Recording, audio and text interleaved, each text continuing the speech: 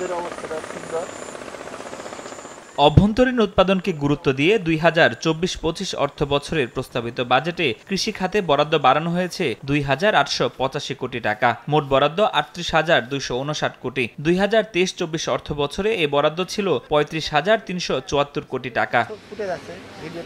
অর্থমন্ত্রী জানান, সারে ভর্তুকি দেওয়ার পাশাপাশি কৃষিজ উৎপাদন বৃদ্ধির লক্ষ্যে যান্ত্রিকীকরণের প্রতিও জোর দিচ্ছে সরকার। কৃষি খাত সহ মৎস্য ও প্রাণী সম্পদের উন্নয়ন এবং খাদ্য নিরাপত্তা নিশ্চিত করার লক্ষ্যে আগামী ২০২৪-২৫ অর্থ বছরে ৩৮,২৫৯ কোটি টাকা বরাদ্দের প্রস্তাব করছি। আগামী অর্থ বছরের জন্য কৃষি খাত বরাদ্দ পেয়েছে মোট বাজেটের ৫.৯%, যেখানে শস্য কৃষির জন্য ৩.৪% ও বাকি ৪ মন্ত্রণালয় পেয়েছে ২.৫%।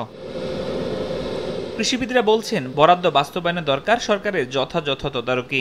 স্বাস্থ্য এবং স্বাদের মধ্যে চমৎকার একটা ব্যালেন্স করে পীর প্রিমিয়াম আয়োডাইজড লবণ। ভর্তুকি যেটা দিচ্ছেন এটাও তো আপনার মনে করেন অনেক ক্ষেত্রে কৃষকরা কিন্তু এই ভর্তুকির সুবিধাটা পাচ্ছে না, কারণ এক শ্রেণীর এই যে যারা ডিলার তারা কিন্তু আপনার কৃষককে অধিকাংশ ক্ষেত্রে কিন্তু প্রতারিত করে। সরকার বলেন, কৃষি ডিপার্টমেন্ট বলেন, গবেষণার তারা সামগ্রিক কৃষিটাকে ভাবছে, কিন্তু বাংলাদেশ কিন্তু সামগ্রিক কৃষি কিনে ভাবলে হবে না। কৃষির উন্নয়ন টেকসই করতে উন্নত বিপণনের ব্যবস্থার উন্নয়নে জোর দেওয়ারও পরামর্শ দিচ্ছেন খাত বিশ্লেষকরা। ফরহাদুর রহমান, সময় সংবাদ, ঢাকা।